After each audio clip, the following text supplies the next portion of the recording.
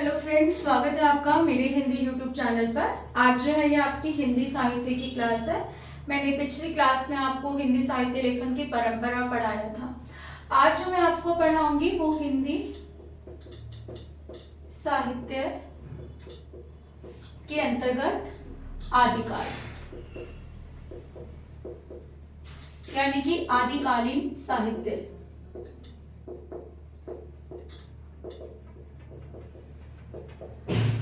Video को and तक जरूर देखें ताकि जो आपको सारी की सारी रिवीजन जो है इसी एक वीडियो में हो जाए। रिवीजन कहें या जो बच्चे पहले नहीं पढ़ पाए हैं वो भी जो है मैं ऐसे ही तथ्य लेकर आई हूँ जो बहुत ही ज़्यादा इम्पोर्टेंट है और बार बार परीक्षाओं में पूछे जाते हैं।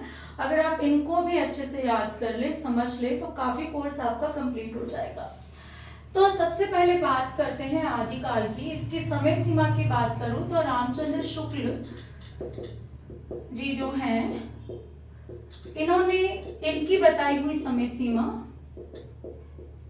1050 विक्रम संवत से 1375 विक्रम संवत ये सर्वमान्य है, यानी कि सर्वमान्य समय है ये, जिसमें 1050 से लेकर 1375 विक्रम संवत की बात की गई है। अगर मैं इसमें से 57 घटा दूं, 57 वर्ष यहाँ से घटा दूं तो जो मुझे प्राप्त होगा वो होगा 1993 ईस्वी और यहाँ पर प्राप्त होगा 1318 ईस्वी। यानी कि ईस्वी में जब मैं समय सीमा की बात करती हूँ तो समय सीमा आती है 1993 ईस्वी और 1318 ईस्वी। तो ये दोनों एक ही बराबर हैं। यदि मैं विक्रम संवत में बात करूँ तो ये होगी समय सीमा और ईस्वी में बात करूंगी तो ये समय सीमा होगी। अब प्रश्न क्या है यहाँ पर कि मैं क्यों इस बात पर जोर दे रही हूँ। बात यह है कि जो एग्जामिनर है आपको कंफ्यूज करने के लिए एक जगह तो विक्रम संवत में दे देगा और एक जगह ईस्वी में दे देगा। तो आपको कैसे ज्ञात करना है, आपको 57 वर्ष, यदि ईस्वी में दिया है तो 57 वर्ष जोड़ने हैं, विक्रम संवत में दिया है तो 57 वर्ष घटाकर आप समय सीमा निकाल सकते हो। ठीक, इसके बाद बात करते हैं आदिकालीन साहित्य की विशेषताएं,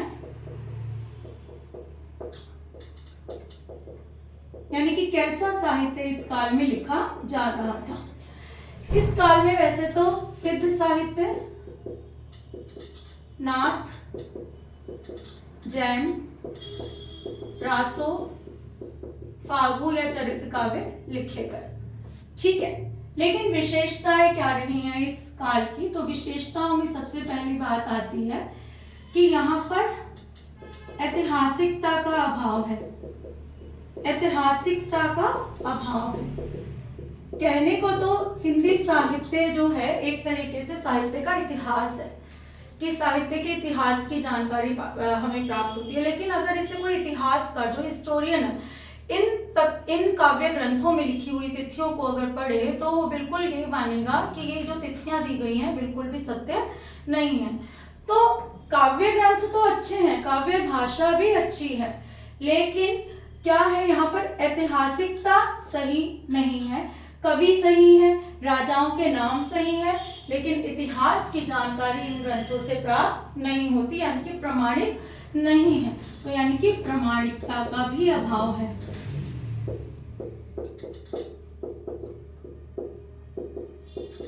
क्या है फिर इन ग्रंथों में? इन ग्रंथों में जो मुख्य है वो है आश्रयदाताओं की प्रशंसा।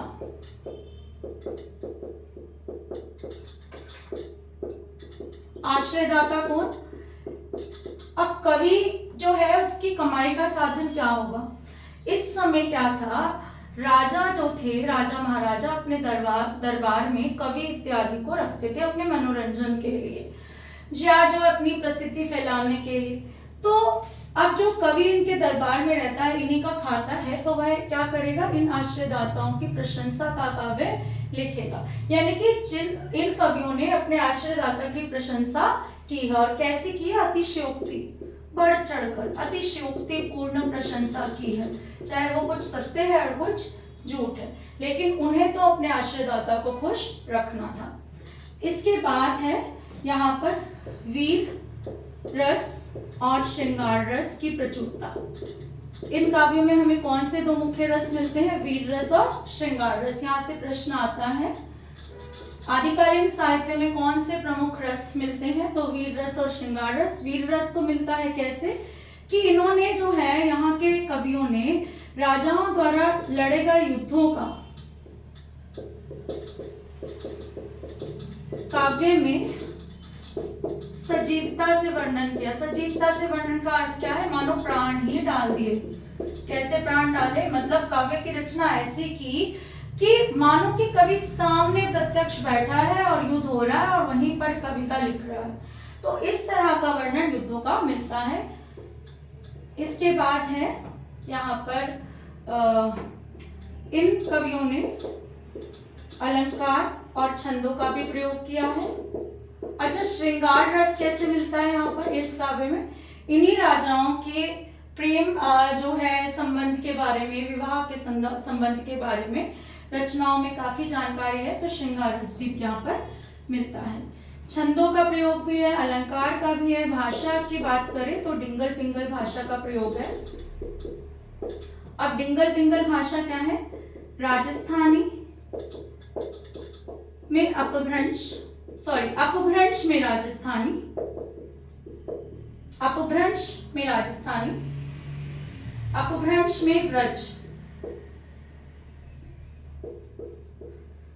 तो क्या होगी वो भाषा? पिंगल। ये जो है कठोर भाषा मानी जाती है और ये कोमल भाषा मानी जाती है।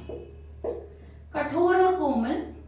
आपसे प्रश्न पूछ लिया जाता है डिंगल भाषा का स्वरूप क्या है? तो अपभ्रंश मिश्रित राजस्थानी। पिंगल का क्या है? अपभ्रंश मिश्रित ब्रज। अब ब्रज तो वैसे भी आपको पता है कृष्ण काव्य की भाषा रही है, तो कृष्ण काव्य तो कोमल है ही। तो प्यारी भाषा से भी इसको पास से प्यारी से याद कर सकते हो कि कोमल भाषा। कठोर डिंगल डांट से कठोर आप मान सकते हो। तो इस तरीके से आप इनको याद कर सकते हो। तो ये इस काव्य की जो है विशेषताएं। एक और विशेषता है कि कल्पना का बहुत अधिक प्रयोग किया है। कल्पना की अधिकता, कल्पना बहुत की है इन कवियों ने राजाओं के बारे में, उनकी प्रशस्ति के बारे में। तो ये आदिकालीन साहित्य की सर्वप्रथम विशेषताएं हैं। इसके बाद जो है हम इस समय में लिखे जाने वाले विभिन्न काव्यों को पढ़ेंगे। सबसे पहला है जो हमें मिलता है सिद्ध साहित्य।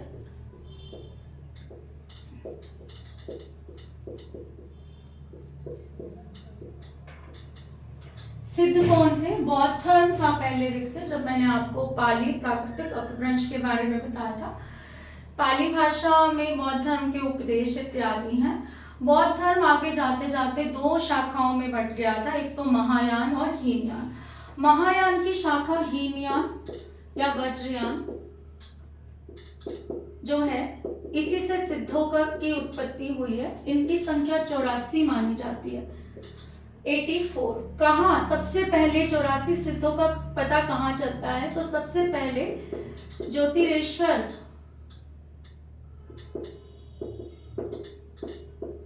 ठाकुर का ग्रंथ है वर्ण रत्नाकर, 14वीं शताब्दी का। इसमें 84 सिद्धों के नाम दिए गए हैं और सिद्ध थे खुद कौन सी शताब्दी के? तो सरहपा 8वीं शताब्दी के हैं कवि। 84 सिद्धों के नाम दिए गए हैं और ये मैथिली भाषा में लिखा गया था। कौन सी भाषा में लिखा गया? मैथिली भाषा में। अब क्या है, सिद्धों के सर्वप्रथम कवि और सबसे पुराने कवि सरहपा माने जाते हैं, यानी कि 84 सिद्धों में सबसे प्रथम कवि और पुराने कवि कौन माने जाते हैं? सरहपा। इनको हम राहुल भद्र और सरोज वज्र इन नामों से भी पुकारते हैं। इनकी रचना है दोहा कोश। क्या है कि इन्हें जो है राहुल सांकृत्यायन ने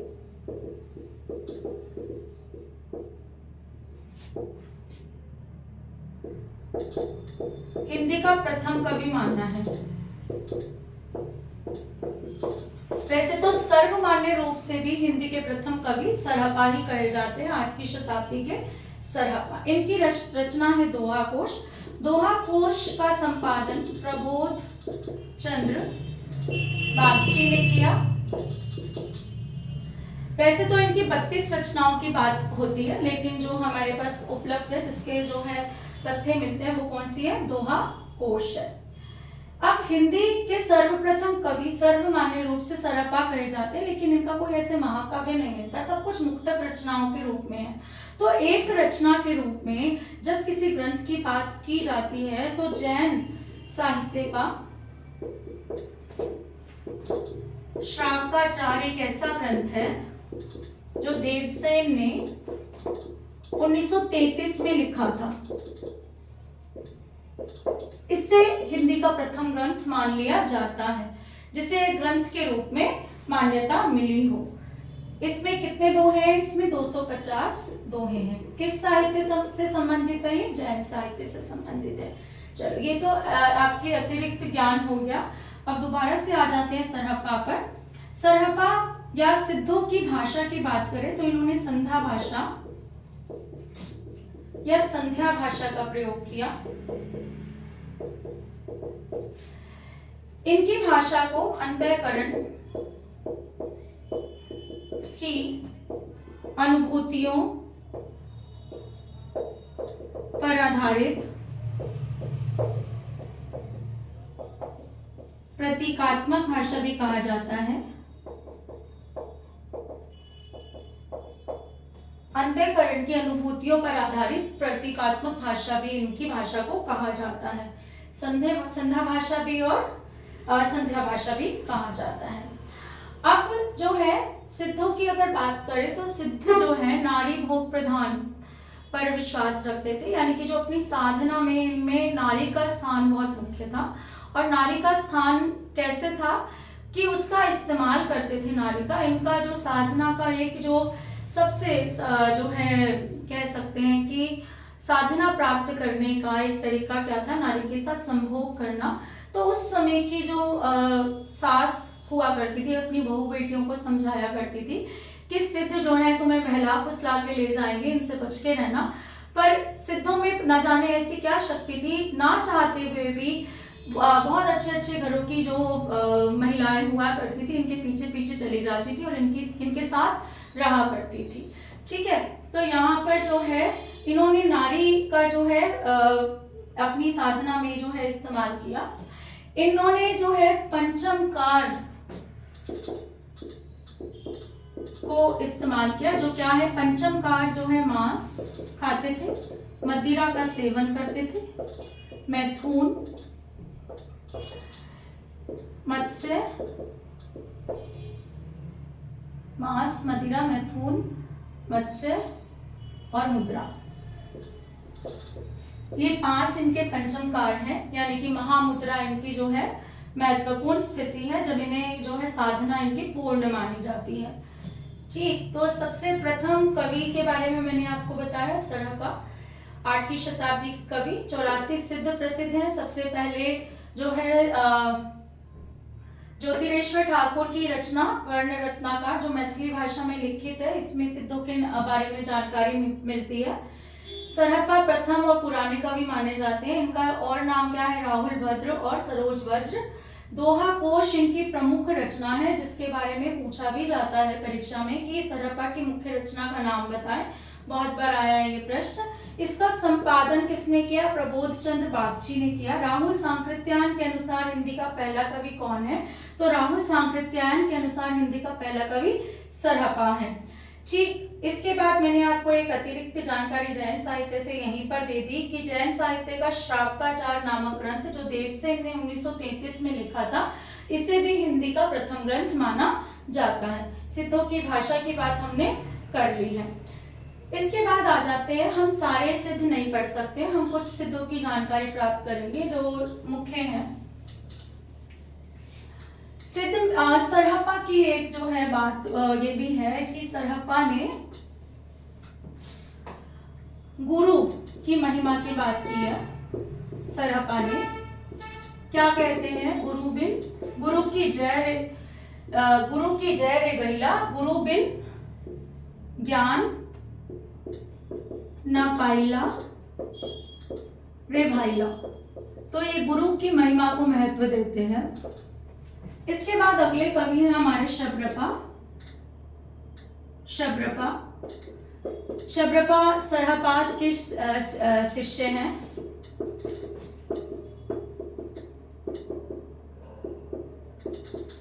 इनका नाम शबरपा पड़ा क्योंकि शबरों की भांति इन्होंने जीवन व्यतीत किया। शबर क्या होते हैं, एक प्रजाति है, जैसे आप कहते हैं जो बिना घर के इधर उधर रहते हैं, एक स्थान पर रहते नहीं है टिककर। शबरों की भांति जीवन व्यतीत करने के कारण ये शबरपा कहलाए। इनके गुरु जो हैं सरहपा थे। ये भी 8वीं शताब्दी के कवि हैं। इन्होंने मोह माया से मुक्ति की बात की है, मोह माया नहीं होनी चाहिए। इनकी रचना बहुत में महत्वपूर्ण है। दोबारा से चर्यापद, कौन सी रचना, चर्यापद। इसके बाद अगले आ जाते हैं लुइपा। सिद्धों में पूछा जाए सबसे ऊंचा स्थान किसका है तो वो कौन है, लुइपा का। इनके गुरु कौन है, शबरपा। इसके बाद बात करते हैं कणप्पा की। कणप्पा पूछा जाए सिद्धों में सर्वश्रेष्ठ विद्वान कौन है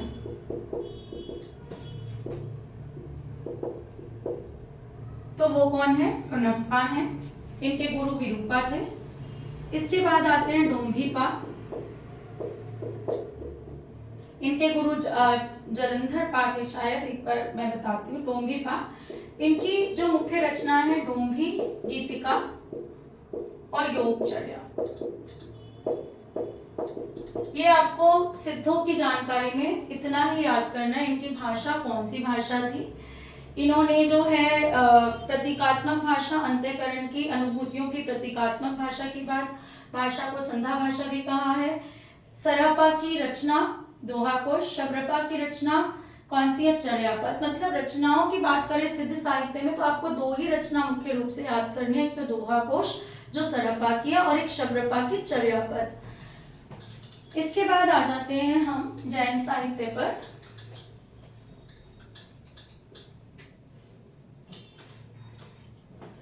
जैन साहित्य जिस प्रकार से जो है कि एक मिनट,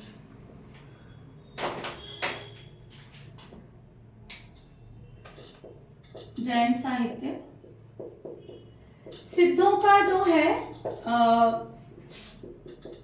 सिद्ध जो अपनी भक्ति का प्रचार या अपनी साधना का प्रचार पूर्व में कर रहे थे देश के, तो जैन जो है पश्चिम में कर रहे थे। कहाँ पर, पश्चिम में, जो राजस्थान का क्षेत्र आ जाता है पश्चिम भारत का। आपने देखा होगा राजस्थान में कई जैन मंदिर हैं। तो जैन जो है अपने धर्म का प्रचार प्रसार भारत के पश्चिम में कर रहे थे और सिद्ध कहाँ कर रहे थे, भारत के पूर्व में कर रहे थे। अब जैन साहित्य की बात करें तो जैन साहित्य में सबसे पहली रचना मैं श्रावकाचार्य देवसेन की बता ही चुकी हूँ आपको, जो 1933 में लिखी गई है। इसके बाद जो जैन साहित्य की मुख्य रचना है वो है भारतेश्वर, बाहुबली, रास। ये किसकी रचना है, ये गणपति चंद्रगुप्त की रचना है। ओ सॉरी, शाही बृहद सूरी की रचना है।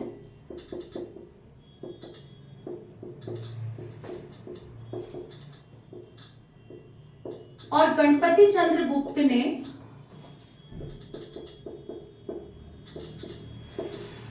इस रचना और इस कवि को हिंदी का पहला कवि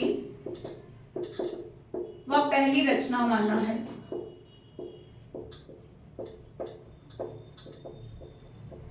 जैसे रामचंद्र शुक्ल ने पृथ्वीराज रासो को पहली रचना और पहला कवि चंद्र बरदाई को माना है। इसी प्रकार से गणपति चंद्र ने अपने मत के अनुसार हिंदी का पहला कवि या पहली रचना किसे माना है? भारतेश्वर बाहुबली रास को, जो शालिभद्र सूरी की रचना है। जैन साहित्य में अधिकतर सबके नाम के पीछे सूरी शब्द लगा हुआ है। इसके बाद है चंदनवाला रास, जैन साहित्य की रचना, जो कि कवि आसगू ने लिखी है। इसके बाद ये 1200 ईस्वी की रचना है। इसके बाद आ जाती है हमारी रचना उपदेश रसायन रास,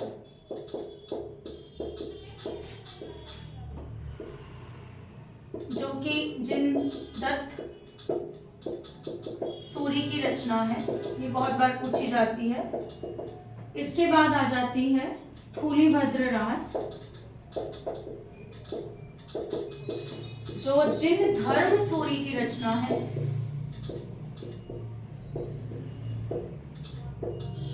जिनधर्म सूरी की रचना है। इसके बाद है हमारे पास रेवंतगिरी रास,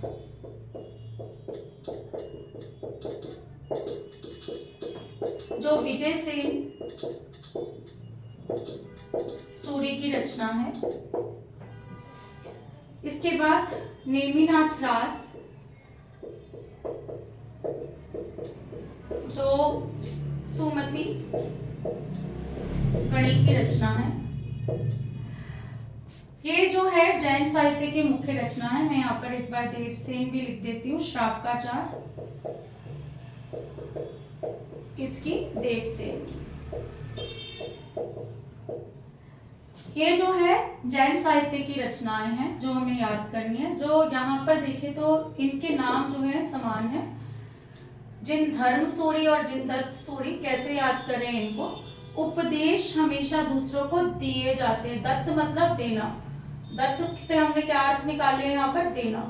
तो उपदेश हमेशा दूसरों को दिए जाते हैं। तो जहां पर भी उपदेश रसायन रास की बात आए तो जिनदत्त, दत्त मतलब देना, से आप याद रखेंगे। बाकी जो बचेगी फिर आप अपने आप ही इसको संभाल लेंगे कि ये जिनधर्म सूरी की रचना है। तो ये हमारा जैन साहित्य की मुख्य रचना है। जैन साहित्य में हमें इतना ही याद रखना है। इसके बाद जो है कुछ मुख्य तथ्य जो सिद्ध और जैन साहित्य के हैं, मैं यहाँ पर वो बता रही हूँ। उसके बाद नाथ साहित्य हम अगली कक्षा में पढ़ेंगे, नाथ और रासो। एक छोटी सी एक पुनरावृत्ति, ताकि जो अभी तक हमने पढ़ा है वो अच्छे से याद हो जाए। सबसे पहली जो बात करते हैं सिद्धों की। सिद्धों में सबसे पुराने कौन है? सरहपा। प्रथम कवि सरहपा। तो सरहपा कौन है? प्रथम कवि और पुराने कवि। रचना इनकी कौन सी है? दोहा कोश। भाषा क्या है? संध्या या संध्या भाषा। ये इनका एक जो है इनके नाम क्या है? सरोज वज्र, राहुल भद्र। इनका स्थान जो है पूर्व में, इनकी साधना का स्थान है श्री पर्वत। ये प्रश्न पूछा जाता है। श्री पर्वत सहजयानियों का स्थान है श्री पर्वत। इसके बाद जो है सबसे पहले जो है सिद्धों की जानकारी कहाँ मिलती है? ज्योतिरेश्वर ठाकुर की रचना। कौन सी रचना है वो? वर्ण रत्नाकर। कौन सी भाषा में लिखी गई? मैथिली भाषा में। किसकी जानकारी मिलती है? 84 सिद्धों की। सिद्धों में सबसे ऊंचा स्थान लुइपा। पूछा जाए सबसे ऊंचा स्थान सिद्धों में किसका है? लुइपा। सर्वश्रेष्ठ विद्वान कढ़प्पा। सिद्धों में सर्वश्रेष्ठ विद्वान ये आएगा। इसके बाद ये भी आ सकता है, पा का क्या अर्थ है? जो इन सबके नामों के पीछे लगा है ये आदार्थक, इनको आदर देने के लिए लगाया गया है। आदार्थक शब्द है। पा का अर्थ आद भी होता है। ठीक। इसके बाद है शब्दपाक की रचना और सरहपा की रचना, जो दोनों रचनाएं हमें याद करनी है, दोहा कोश और चर्यापद। दोहा कोश है सरहपा की, चर्यापद है शप्रपा की। प्रबोध चंद बागची ने किसका संपादन किया? दोहा कोश का। बोध कानो दोहा